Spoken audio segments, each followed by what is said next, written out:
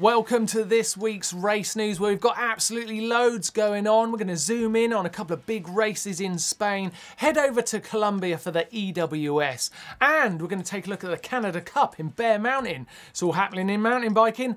Let's get started.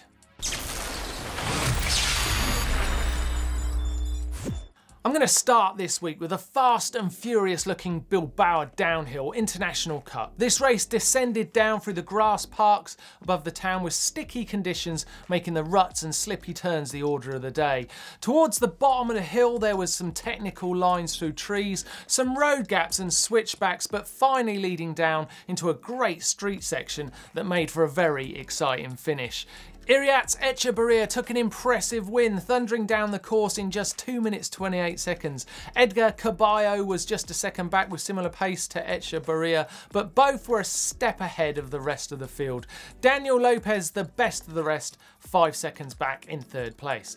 In the women's race, it was a far smaller field, but headed with quality by Andrea Ferreras Martinez, taking the win in the elites, 3 seconds ahead of Veronica Widman. Women's juniors and cadets were won by Zoe Zamora and Leanne Chardionnaires respectively, so well done to them. Winners in juniors and cadets men were Edgar Pyra Delic and Sergio Alvarez. Congrats to both. Now moving on from the grass parks of Bilbao, but staying in Spain. Barcelona to be exact, for the Volcat. The 2018 edition of the Volcat will be the 4th consecutive year that the event awards UCI points. So it attracts a great entry list of pro riders who are always on the hunt for those all-important points to make their season. As well as the pros, the Volcat enjoys a fabulous entry of over 1,000 eager amateurs too, all who want to experience this great race this year in its 13th edition. So a testing 3 days of racing in Catalonia awaited the competitors in a region renowned for its spectacular landscape. The trails here are amazing, plenty of rugged single track, tough descents and grueling dust-strewn trails around the Igualada capital of the Anoia region. This is where each stage would start and finish, so the riders were ensured of an atmospheric and welcoming finale to each day's racing. And for the top 20 men and top 10 women, the event offered a sting in the tail in the shape of a climactic eliminator race to decide the final standing. And after 3 days of racing, it was once again the consistency and strength of DMT Racing's Tiago Ferreira from Portugal, who came out on top in this race that suited the 2016 Marathon World Champs skills perfectly. He finally finished the race with a 4-minute lead over Bart de Vogt of Goman Scott. Both of these riders taking charge of the GC in the longer second stage of 75 kilometres, where Ferreira put 11 minutes into day one's winner Hector Paez, who waved goodbye to his initial 2-minute lead in the GC. The final spot on the podium went to Diego Arias of Giant Live Polymedical, who was never far from the action throughout and will be kicking himself for losing touch with Ferreira and de Vogt on stage 2. In the women's, it was a display of brilliance for Katarzyna Sosna of Team Torpedo Südtirol, who took the win in every stage and by huge margins each time, finally ending the action with a 17-minute advantage in the GC. Unreal. She was ahead of DMT's Naima Madlin and Megamo's Claudio Galizia, who both had a good tussle throughout, Madlin just edging out Galizia with a better run of the action in the first 2 stages. Now for the moss-strewn roots and rocks of Bear Mountain in Canada, which was once again the location for a battle royale in the Canada Cup cross-country.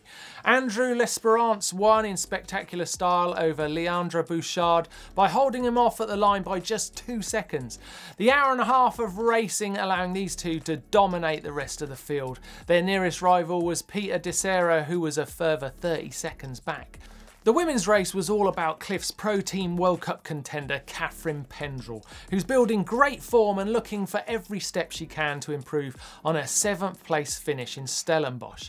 She finished the Canada Cup nearly a minute ahead of Norco's Hayley Smith and her Cliff teammate Hayley Batten of the US. Pendrell had enough time to gather her breath and watch the two Hayleys sprint it out for the line. Emily Batty was just behind in 4th, not quite in the form she would like at this time of year. The Enduro World Series moved on to Manizales in Colombia for what was to be an absolute classic in EWS history.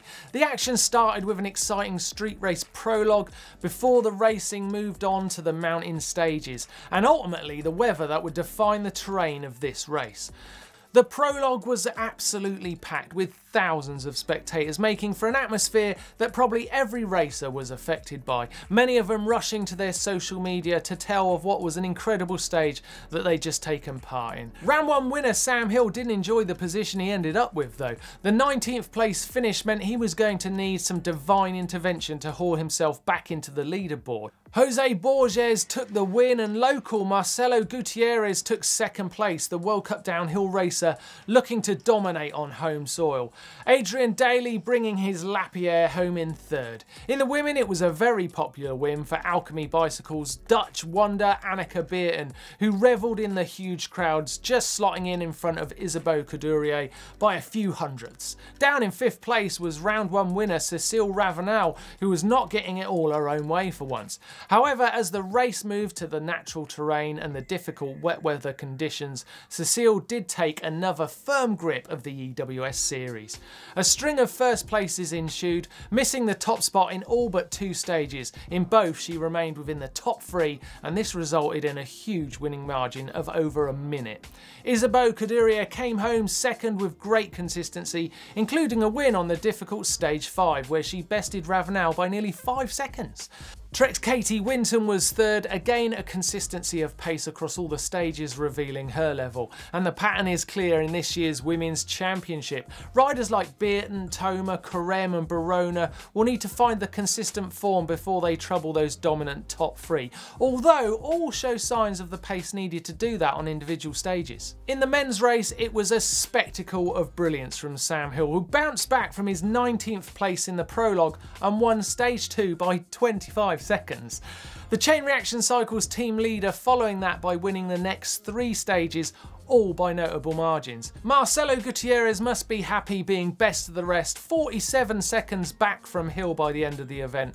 Damien Otton of Junior Da Vinci, the last step of the podium and the first of the regular EWS contenders to consider the problem they have with Sam Hill. They're all probably just as amazed by the skill and confidence in Hill's riding as we are right now. A man in a rich vein of form in his career, and for a man with a career like he's had, that is saying something. A real shame to see GT's Martin Mays DNF this event after suffering a partial shoulder dislocation whilst practicing a difficult section.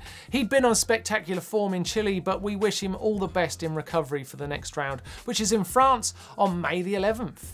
Also this week we had exciting racing from the Vuelta Ibiza, Pablo Rodriguez taking the top step there. Maurice Strauss used the South Africa Cup to get her legs back in good shape after a gruelling Cape Epic. Also qualifying for the Red Bull Pump Track World Championships continued, with Danielle Beercroft qualifying for the champs after winning in Bali this weekend.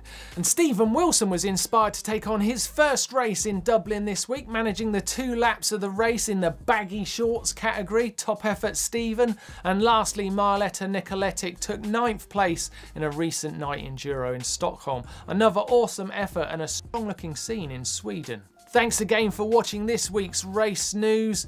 Once again, if you've been racing, then let us know all about it by sending your images and footage to racenews@gmbn.com, where we're looking forward to hearing all about your results and featuring them just here in the race news itself. Stay with us now on GMBN by clicking here for 10 ways to dismount your bike, and just here for how hard you can push a hardtail. Make sure you catch me again on Friday's Dirt Shed show, where we'll be talking all about the things that have been happening in the world of mountain biking. And don't forget to give us a thumbs up like. I'll see you soon.